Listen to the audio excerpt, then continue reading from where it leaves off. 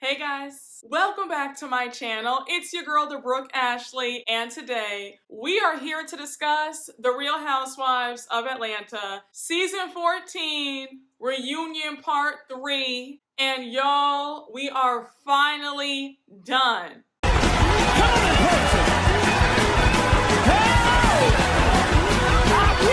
Because if we're being honest, this did not need to be a 3-part reunion. This season did not give a whole lot. I think that Andy let a lot of things slide. I'm really upset that Andy did not grill Marlo and Shereé on those awful things that they said about Kenya and Kandi at Sonya's cooking class. And did anybody notice that a lot of stuff that we saw in the trailer for this reunion was edited out? Because we kept seeing in the commercials that Drew was gonna flick her hair in Sonya's face. But then when we get to the reunion, we don't see that scene at all. So I'm like, I don't understand why production cut that out. I don't get it, y'all. But with all that being said, let's just jump right on into it because you guys already know that we don't have a minute to spare. So we open up this last part with Shereé and Drew going at it about Anthony. Now, mind you, at the end of the second part, Shereé called Anthony up to get to the bottom of what was said. And remember how Anthony was pretending like he didn't know if he had said that Ralph was gay or not? So now Shereé tells Drew that Anthony was telling her that Drew and Ralph still owe him a check. So Drew's like, that's not true. I have the receipts. We actually pay people. Now, say what you want about Drew. I haven't heard her name in the streets about her owing people or stiffing them. Shereé, on the other hand, there's a long list. I can go through it if you want to, okay? I did in the first part when I read about those landscapers and contractors suing her because she owed them money. So now Shereé starts saying that somebody DM'd Marlo about Drew and Ralph not paying their chef. So Drew's like, well, that's a lie because that person never even worked for us. So I don't know what you're talking about. Like, we pay our people over here. And it was evident that Shereé was grasping at straws because I can assure you that had they not paid their chef, the chef would have outed them a long time ago. Drew's a lot nicer than I am because I would have hit her with, girl, not too much, because not only do you stiff people, but I know that you were stealing out of Saks in Cleveland back in the day. You grew up not wanting to pay anybody. So now Andy reads a viewer question asking Shereé if she finds it hypocritical that Kandi can't get mad when she's being called a hoe, but she can get angry when folks say that she doesn't pay. So Shereé gives the dumbest answer that I've ever heard, and she says, well, that's old. Like, come up with something else. And it's like, no, we're not gonna come up with something else because you still don't pay people. Your castmates, the viewers, the contractors, the landscapers, the people who perform services for you, they have a right to discuss the fact that you don't pay them. So now Drew chimes in and says, but you said that you were gonna pay 50% of the party. Remember the joint birthday party that was thrown for Marlo and Kenya at Drew's house that Shereé ducked out of paying for? That's what Drew's talking about. So now Shereé says, but you are going overboard. You're the one trying to buy friends. I'm not. So now Drew says, but you wanted to be reimbursed for the cake and the cake was only $30. I said, not Shereé being cheap over a damn $30 grocery store cake. Are you serious? Ladies, may we get a word? Hide the money, y'all. There's poor people around. With your broke ass. I'm still blown at the fact that that whole party for Kenya and Marlo was Shereé's idea in the first place, and then all of a sudden, Drew is the one who pays for everything. How does that work? Regardless of what you felt about Drew going overboard, you made a promise that you would pay half to cover the cost. And another thing, you're on a TV show where you, along with all your castmates, are supposed to be very rich women. So $13.50 should not be putting a dent in your pockets. You were the first one dogging out Sonya about the party that she threw for you. talking about Party City and, the photo booth was broken. She obviously didn't spend any money. But now Drew went overboard. Well, that's the price it costs to throw a nice party. So Shereé is angry and embarrassed that Drew has just outed her about not wanting to pay for the $30 cake. So she says that Drew's a liar who makes stuff up. And then Shereé tells Drew to pretty much hold her breath because she's never going to get that $13.50. And Drew had me screaming because she said, well, okay, it looks like I'm an investor now in She by Shereé. And you could see that Shereé was so pissed when she said that. And it's like, Shereé, just make things right and pay this lady what you owe her. So now Andy reads another viewer question asking Shereé, why didn't she try to stop Fatum on doing the background check on Drew and Ralph? Because had the shoe been on the other foot, none of the other ladies would have been okay with that. So even Kenya agrees. She's like, yeah, that wasn't cool. That was a bit too far. So now Shereé says, well, I can't control anybody. And Drew says, well, yeah, but you still could have told her that's wrong. So now Drew explains that Ralph is a junior, and when Fatum did that background check, it was variations of his name, his dad's name, and his dad's ex-wife's name, and her name was Darlene. So she goes on to say that when she saw the name Danielle on the background check, they probably meant Darlene. So Drew says, overall, that was extremely nasty of you and Fatum to do that. So now Shereé calls Drew aggressive, and then she adds that Fatum was just telling you what was being said, but you attacked her and not your assistant. Now, Shereé, the jokes truly write themselves because Shereé is very aggressive. So Drew defends her actions by saying that Fatum jumped in their conversation and she didn't even know who she was. Honestly, I think that Shereé put Fatum up to all this. I think that she told her friend, hey, if you want to be on this show, if you want to be on as a full-time cast member for next season, then do X, Y, and Z. Definitely create a moment and, start some drama with the girls. And I think that Fatum just went about things the wrong way and did a bit too much. So now Andy reads one of Shereé's tweets about Drew, and Shereé tweeted something to the effect of Drew's stealing props off of movie sets when she gets rejected from yet another role. Now I said, Shereé, not too much, because while Drew might not be an A-list actress, she has still done a lot more than you've done. Let's be very clear on that. And the streets remember when you yourself were trying to be an actress. Remember in season 3 when Shereé hired that acting coach and she was taking all those acting classes? I didn't forget. So now Andy brings up Drew's injury and how he found it sweet that Shereé actually went and visited Drew to make sure that she was okay. So he's like, what made you do that since you guys have been on shaky ground since the beginning? So Shereé says that regardless of all the mess, she didn't want to see Drew hurt and she actually felt bad. So Drew says that she appreciated Shereé's visit, and we find out that Shereé actually brought Drew a gift. I said, oh, well, why didn't production show the gift? Because I would have wanted to see that. That would have been a first. I said, well, let me find out that Shereé is actually capable of doing the right thing. So now Andy wants to know, where do Drew and Shereé stand right now? And Shereé says nowhere. So now Drew says, we're here. I'm not losing any sleep. Very well rested. So now Andy dismisses them for a break.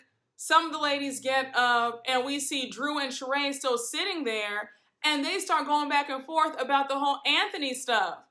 So now Andy interjects and he says, ladies, look, the bottom line is Anthony is bad news and he is coming between you guys and effing it all up. And I don't know why neither one of them can see that, because it's clear to me, along with everybody else, that Anthony is extremely thirsty for the spotlight.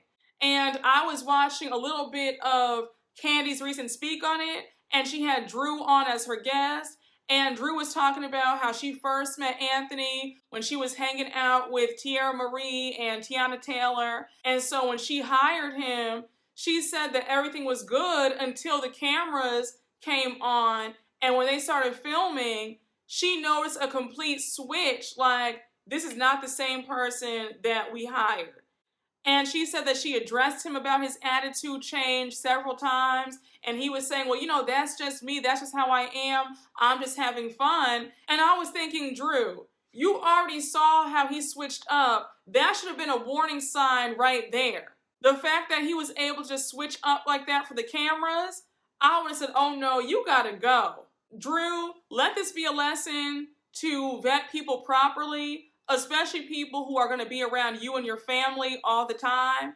People have ulterior motives, and you can't trust the fact that just because you knew them back in the day or they were hanging out with this person, that they're okay. You still need to do your due diligence because folks are very fame hungry, very thirsty, and you can't be too sure.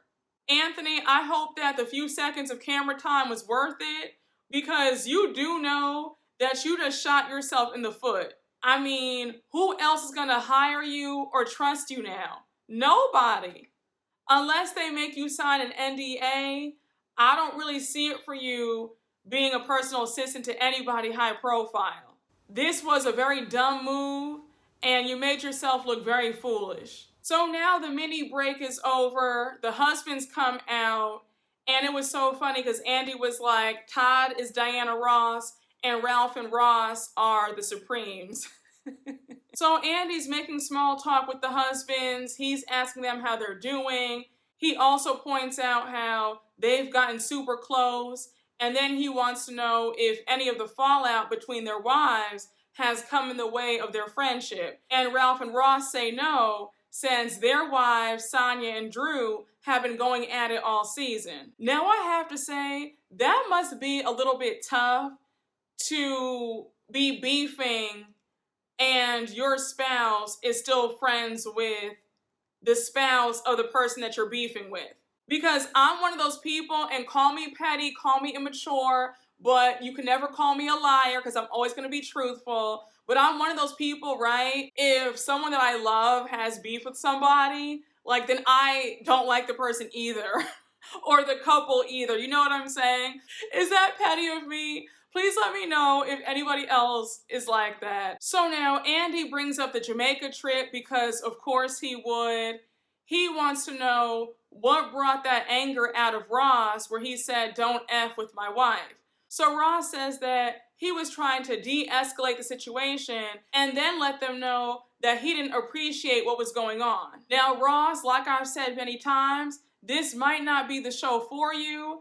I know that Sonia's been watching this show since the beginning, and she knows that the whole basis of this show is to read, roast, shade each other, and arguments do happen, especially in group settings at the dinner table. So if you thought that it was going to be something different, you are sadly mistaken, and season 15 might not be for you. So now Andy wants to know, how did Ross feel when he heard Kenya call him aggressive? So Ross says that he understood where Kenya was coming from, but he thought that aggressive was the wrong word. Now, do I think that Ross should have said that? No, because it wasn't like Sonia's life was in danger. Nobody was threatening her with bodily harm. Nobody had thrown a glass at her or any food at her. And I think that Sonia was able to handle them both on her own.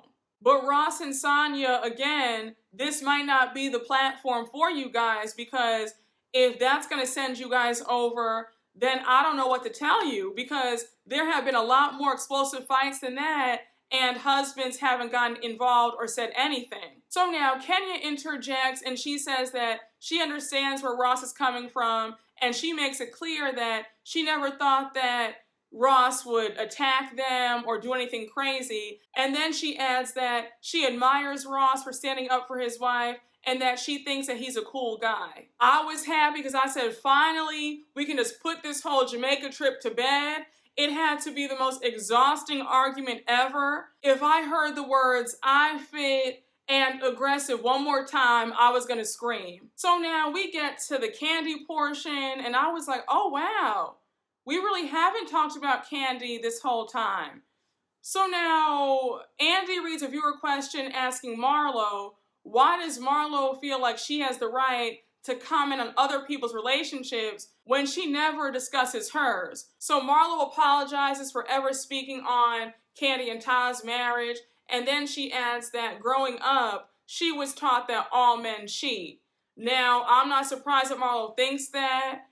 It's clear that Marlo does not have healthy relationships, romantically or platonically, so I'm not surprised that she has very warped thinking, especially when it comes to men and them being faithful. I honestly feel like you can't really have a healthy relationship if you're already going into it saying, well, you're gonna cheat on me anyway. I don't know. I always get pushback every time I express that I don't think that every man cheats.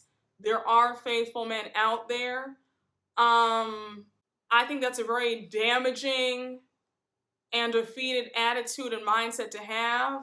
Like, I don't know, but that's a different story, a different video, a different topic for a different day. But all in all, Marlo, I don't know why you always feel the need to come for somebody else's marriage. So now Andy reads a viewer question asking Todd, how did he feel about Shereé saying that the streets are talking about him and that Kandi should be worried because Kandi had said earlier on in this season that their sex life was lacking. So Todd says, well, funny you should mention that because the streets have been talking since Mama Joyce met me and nothing has come from that.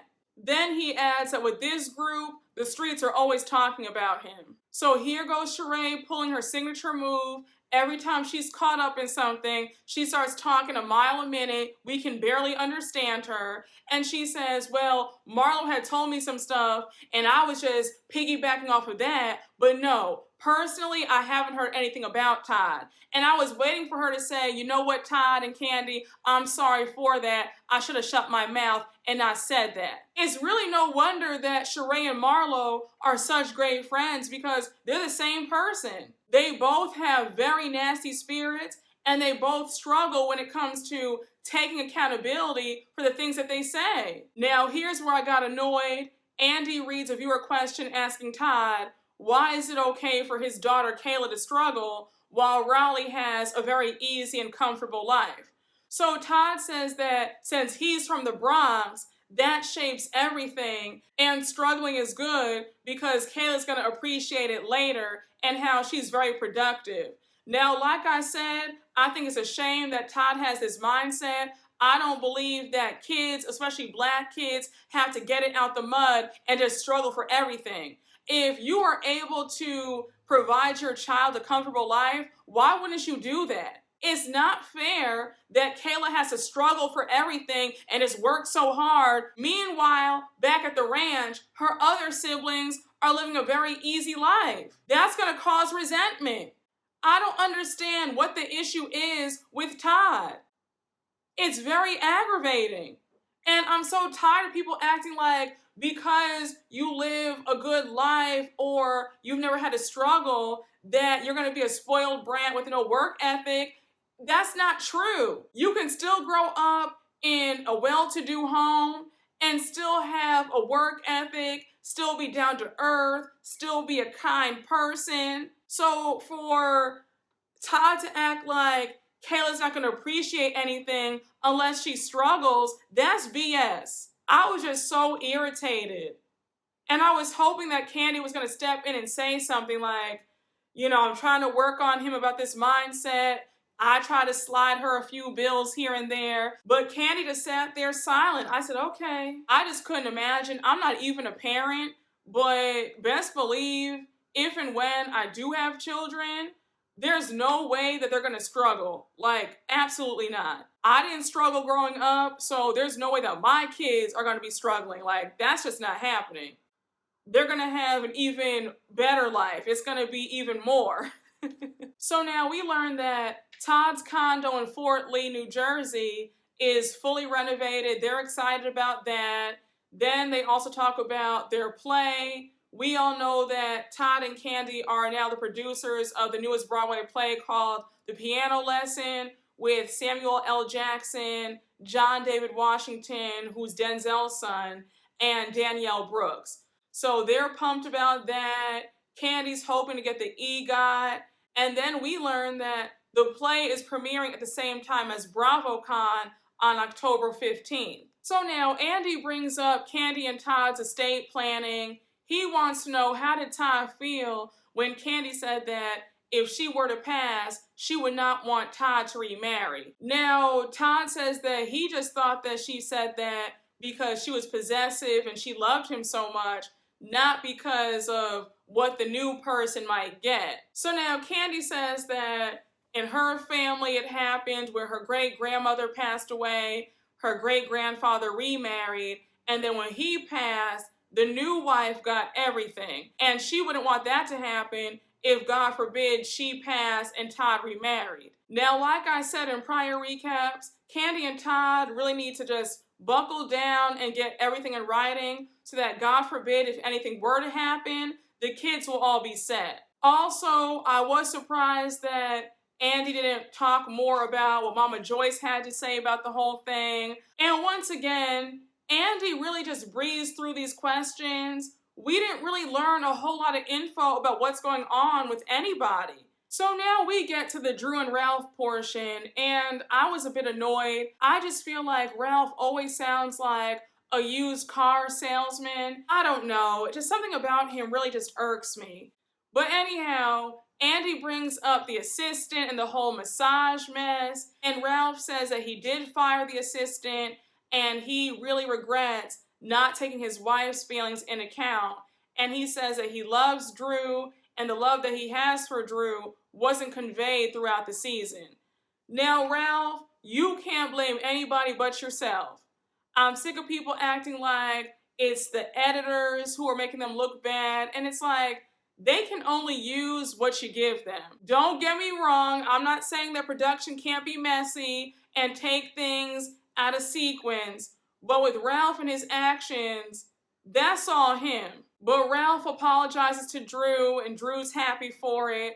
And again, it shouldn't take all that for you to finally apologize and see the error of your ways. But I guess the apology is better late than never. So now Andy reads a viewer question asking, why does the whole group always come for Drew, even her friends Kenya and Kandi? So they're both like, wait, what? Like, how did we shade Drew? So Drew says, yeah, you guys did. And then Drew says that she feels very misunderstood in this group. And then she brings up how when it comes to Drop It by Drew, she wasn't trying to say that she was the pillar of fitness. All she was saying was that she likes health and wellness, and she's a mom who's trying to figure it all out like everybody else. Then she goes on to say that she had a lot of health issues, and she just wanted support from the group. So Kandi interjects and says, Drew, I like you. I just had a few questions because you made it seem like you were the founder of this business, but you're really just the face of the business. So now Andy wants to know if Drew has regrets about not being upfront about what exactly Drop It with Drew was all about. So Drew says that she wasn't laying out the business plan, but she definitely was open to any questions or critiques that they have, especially people like Kandi and Kenya, because they have successful businesses. Then she says that all she wanted was help, and being called a busted can of biscuits, that really hurt. So they're all like, I never called you a busted can of biscuits. And then Drew says Shereé did. So Shereé cops to saying that. Now, a quick side note. One of my mutuals on Twitter made a fabulous point about how is it okay for Shereé to body shame Drew, but when Candace called Ashley wide-bodied last season, Andy made the biggest deal about it. If we're going to drill everybody, then it needs to be across the board. I don't like that Shereé said that about Drew. And I don't like how they try to act like Drew is unattractive. Drew is a pretty woman, whether you like her or not. She's pretty. So now Drew stands up and says, look, I've been doing my own program. I've lost 15 to 20 pounds. So everybody acknowledges that Drew looks great. Andy's like, Drew, you look amazing. Everybody says that her body looks good. And then even Shereé has to admit that Drew looks good. And she apologizes for ever calling Drew a busted can of biscuits. So now Andy's asking Ralph, how did he feel when he saw Shereé was going after him all season long? So Ralph said that it was rough and it didn't feel good at all. So here goes Shereé. What did I say? What did I say? Tell me, what did I say? And it's like, Shereé, why do you always play this game? You know what you said. So Ralph calls Shereé out and he says, Shereé, you were calling me gay all season long and you know for a fact that I'm not. So here goes Shereé trying to be funny, and she says, well, you know, I don't think you're gay, but I don't know that for a fact. And a quick side note, another person on Twitter made a great point about that's Shereé's go-to.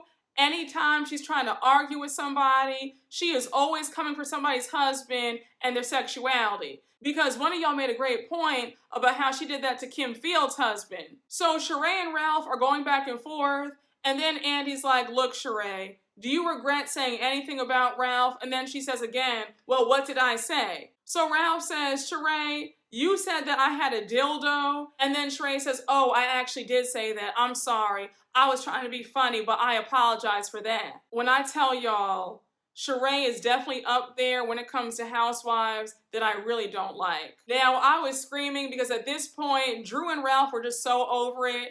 So Drew says under her breath, weirdo behavior. So now we get off of the whole Ralph and Shereé drama, and Andy brings up that dinner that happened earlier on in the season that went left. So Drew says that she triggers Ralph sometimes, and she loves her husband, he loves her, he's always wooing her and making sure that she's good, but she is tired of the high highs and the low lows, and she wants consistency. And then you have Andy asking Ralph about the whole gaslighting video that production made about him, and he says that it was startling to watch, and he really does love his wife, and he wants to do better. And then we learn that they're still in therapy, they're still seeing Dr. Ken, and all I have to say in regards to Ralph and Drew's marriage, I need them to stop making it part of their storyline because I'm tired. It's a lot going on. The arguments are just so volatile. Keep that off of TV, please. It's a lot to take in. And they both seem very sad when they have to discuss what happened, what went down. It is clear that they have a lot of issues that need to be resolved off camera. And I really do hope that Ralph is taking a good look at himself because the way he treats Drew is unacceptable. And you could see that Ralph was so hurt when Andy asked Ross, like, Ross, how do you feel about the way Ralph talks to Drew? And Ross was like, well, even Ralph said it himself, like, it's not right. It's not cool at all. And Ralph looked so hurt, but it's like, talk to your wife with some respect. The way he talks to Drew is just so disgusting to me. So now we get on the topic of Ralph's book about step parenting, and Ralph makes it clear that the book is about how to be a step parent in a blended family. It's not about Drew and Josiah. So now we learn that Ralph didn't tell her anything about this book until he landed the publishing deal and they were in Chicago. So Drew says, we were out at dinner and you told me then, and I was pissed off and we got into a fight because of it. So Drew says, look, I had no idea that you were even shopping around for a book deal. So now the whole topic of adopting a child comes up, and Ralph says that he thinks there are only 3 times when you should do it: when a parent is deceased, when the bio parent has abandoned the child. And so they're waiting for the 3rd reason, and Ralph can't give them a 3rd reason. I was like, Ralph, really? And when I think Kandi said, just say what you wrote in the book, I said, now that's how you know that this book is a bunch of BS. So now Andy says, but Ralph, you do have to admit that it is a pretty big deal for you not to tell Drew about a book deal. So Drew interjects and says that that's one of the biggest issues in their marriage, that he keeps a lot of things secret. Once again, I don't know how Drew deals with that. That seems like a huge red flag, that this man will make big decisions without running them by you and you just sit there and deal with it. God bless. So now we get to the whole Kandi versus Marlo beef. We see the whole montage of all the nasty and vile things that Marlo said about Kandi all season long. So Andy reads a viewer question addressing Marlo, saying that Kandi does not give back to the community. And then Marlo says, look, I was wrong for saying that. When I get mad, I just say anything. But I'm sorry, and Kandi does a damn good job of taking care of her community. And if I were Kandi, I would have said, now what do you do for your community? Because I'm always the one doing giveaways and helping people out. But what do you do besides shop? I want to know. And Marlo, you need to stop just saying any old thing just because you're upset at somebody. And you yourself even said that Kandi gave your nephews money when they graduated. So now Andy addresses the whole Todd is below Kandi's tax bracket comment that Marlo made earlier on. And Todd says, well, I mean, everybody in this room is below Kandi's tax bracket. So they all start laughing, and then here goes Marlo. Not Andy Cohen, not Andy. And Andy was like, okay, Marlo, that's enough. Like, it's not about me. All right, I'm only hosting this show. You don't need to have my business out in the streets, okay? So now Andy wants to know, why did Marlo feel the need to include Todd in the argument in Jamaica?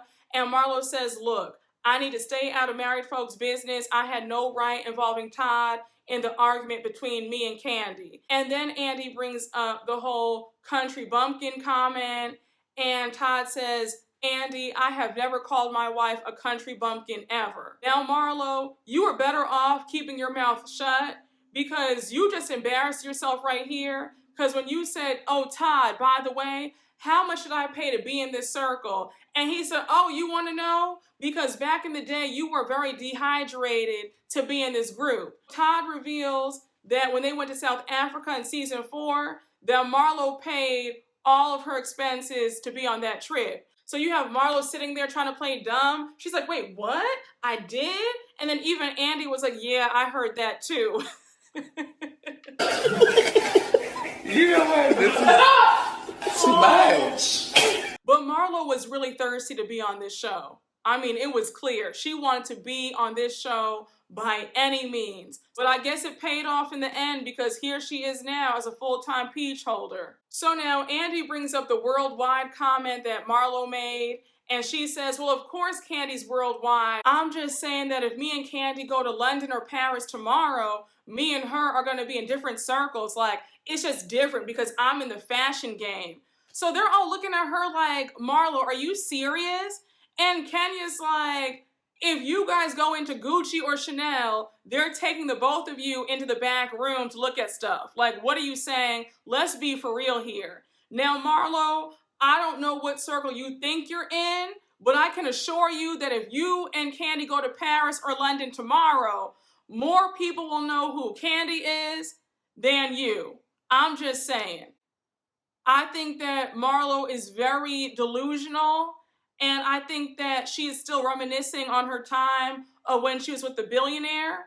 I think doors opened and she was in different circles when she was with him, but now since that's over and she's showing her ass on this show, I think those circles have closed up. I'm just saying. I don't believe for 1 minute that if she went to Paris or London now, she would get special treatment over Kandi Burruss. So then Andy brings up them bonding over the KFC in Jamaica, and Kandi says that she didn't want to forgive Marlo. She just forgave Marlo because Todd had already forgiven her. So she said, okay, what the heck?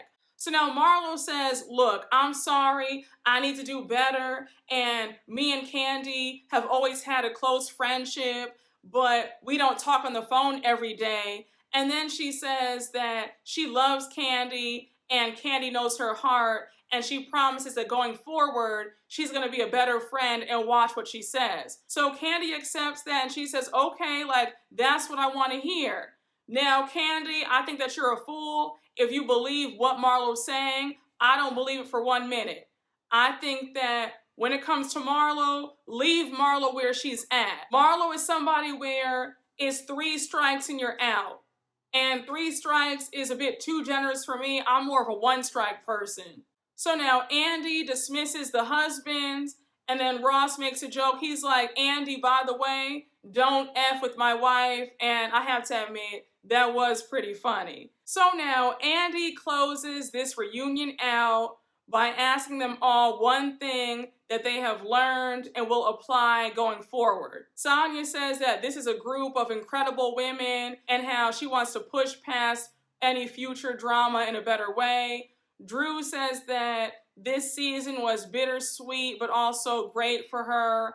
She showed more vulnerability. Kenya says that she learned resilience and how you can get back from a bad time in life. Marlo says that she's going to work on how she says things because the tongue is a powerful thing. I said, Marlo, I'll believe it when I see it because I doubt we're going to see any change from you. Kandi says that she's still worldwide. And then Shereé says that as an OG on this show, she's definitely formed some bonds with a lot of the women on this cast. And even if they don't get along, it's still a sisterhood. So we close it out with producers coming out with these rolling racks full of She by Shereé, and Shereé gives Andy one of her She by Shereé sweatshirts that she's selling on her site for over $200. But y'all, that was the final part of this reunion. Overall, a very lackluster season and a very lackluster reunion. But we powered through it, and I hope you all enjoyed my recap. Thank you all so much for watching, and I am very excited for Salt Lake City and Potomac because they're about to carry. Y'all don't understand. Like, we are in for a treat. I know this firsthand, but let me not talk too much. But you guys already know what to do. Please make sure to like, comment, and subscribe, and I will see you all later. Bye.